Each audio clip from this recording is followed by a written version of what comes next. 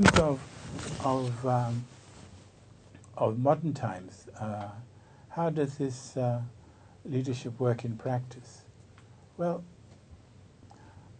I suppose those of chiefly rank or chiefs are the focus of authority in the village, and that is the situation in Pau, and so for community, for the Lotu, or for any interaction with the government, it's the chiefs that I think are the initiators of any action within the village context. And so I think you'll find generally throughout Fiji that the difference between I think how well a village or Banua progresses will really lie in the difference between the leadership. And when I talk about chiefly leadership, I don't actually necessarily just mean that chiefs have to do all the leading, but that they can actually facilitate or be enablers in the sense that they can bring people together and recognize those among the elders, those among women, and those among young people who have promise in order to be able to promote development, howsoever we define that. So I suppose the role of chiefs is as facilitators and enablers, rather than just being authoritarian or figures with authority. But the idea that we have authority that no one can challenge. I mean, it's been, I think, cited by many a commentator that that we have the power to tell people how to vote. I think is probably inaccurate, because in our communities, even were I to be arrogant or stupid enough to be able to be telling people that I think they should vote, the Tokay are very astute people. They because the nature of our system is such that we in a system like ours, where we have we defer to authority figures, that as a matter of survival, we will tailor our conduct accordingly. So in my position, I will speak to someone, and they will react in a way they think that I would like them to react. So in a sense, it's often very difficult, I find, in the leadership role that I have, that the people say the Matangali I lead, to have a sense of actually what they feel about anything, because they really want to know how I feel about something before they will then tell me how they feel, which at the end of the day makes it very difficult, because if that's not really how they feel, then it's not an accurate reflection of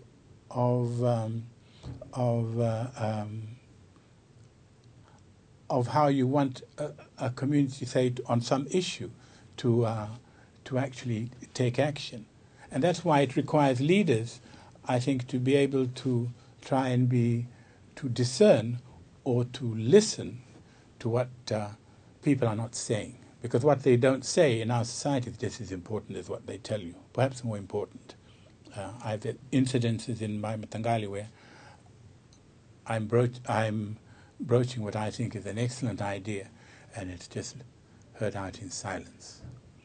And when you look at them, they all look uncomfortable and sheepish, and then you sense, well, no, it's not really going down very well. And then when you press them, then you will try and get a response, and then a sense of what the feeling of the group is.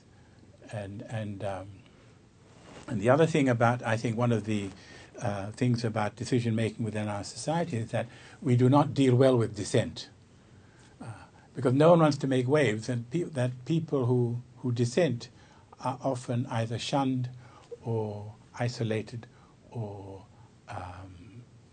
ignored. And I think that we need to find a better way or mechanism for being able to take on board those who dissent, because out of dissent really comes a dynamic that allows a society to move forward. Because if we agree all the time, really nothing gets nothing. It doesn't have the environment or the climate in which you test ideas, and I think that's really important for us, and particularly for the Tokay going forward, as we try and face the challenges of the 21st century, to be able to deal with these things. And how do I see traditional leadership evolving? Well, I think that I think its authority, as I said earlier, will remain as long as the Tokay want it to remain.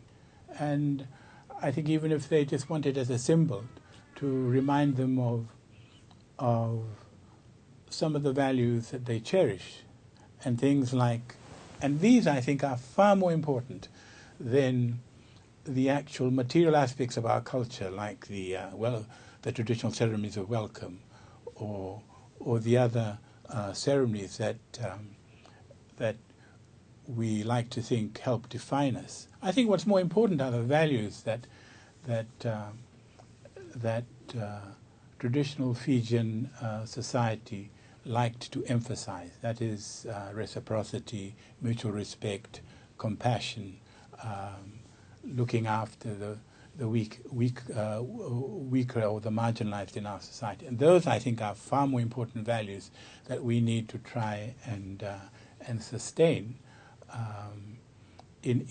particularly at the present time, where the market economy and the cult of individualism is so strong, where everything is on the emphasis of what I want, what satisfies me, and in the endless accumulation of goods and things like that, which in the end, I think I've found fulfill you only for a time, but really have an emptiness, and which speak to the emptiness which our religious Bibles, and particularly the Bible, talks about what profiteth a man if you gain the whole world and loseth your own soul. Because at the end of the day, I mean, in terms of, yes, so you can have 10 cars, but you can only drive one car at a time.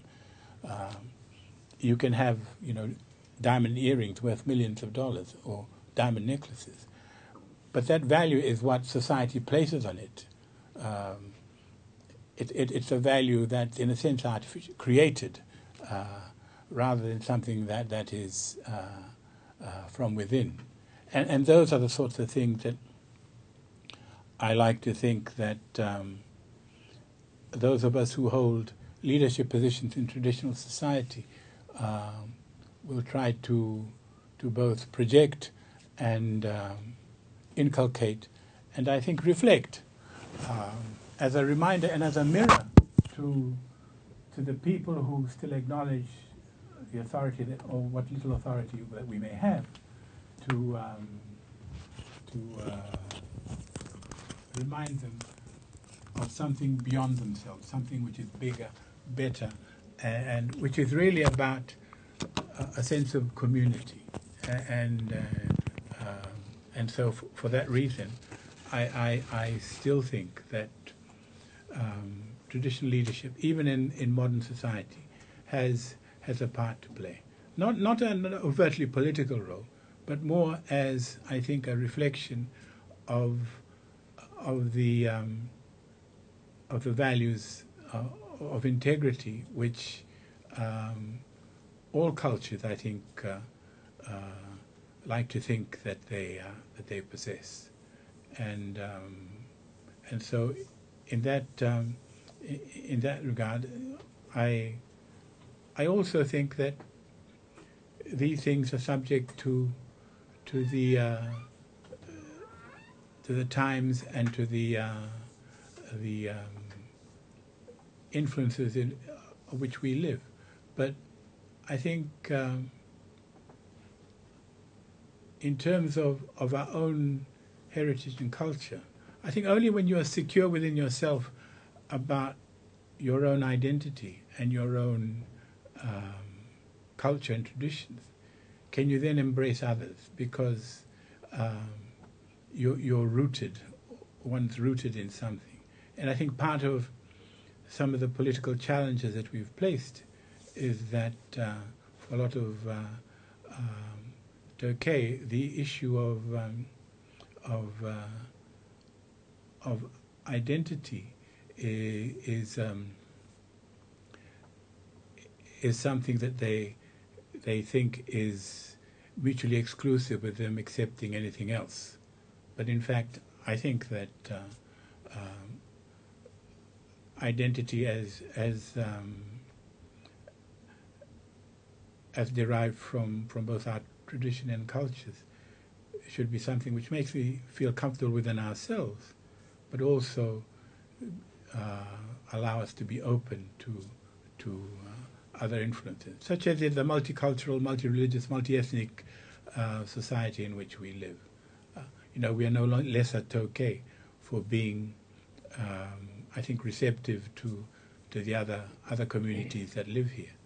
And in fact, for us, I think that the mix of other communities in this country is what really, I think, makes us more rounded and makes us appreciate that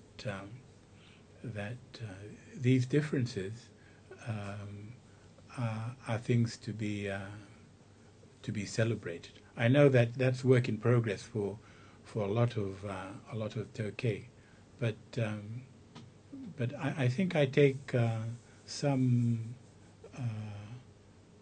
I see some hope and some optimism in younger people, in their particularly in the urban areas. Their more openness and willingness to engage and interact with other communities, and I think that is a very positive sign for the future. And for the traditional system, I think that it's not something that ought to be, I think, enforced by legislation. It's something that, because it's living and it's subject to change, it really should be left to the Tokay themselves to see how to see what levels it finds in any society or any context at any given time. And so, in this regard, I mean, in terms of traditional leadership, I have a relaxed view about it. Am I confident about its future?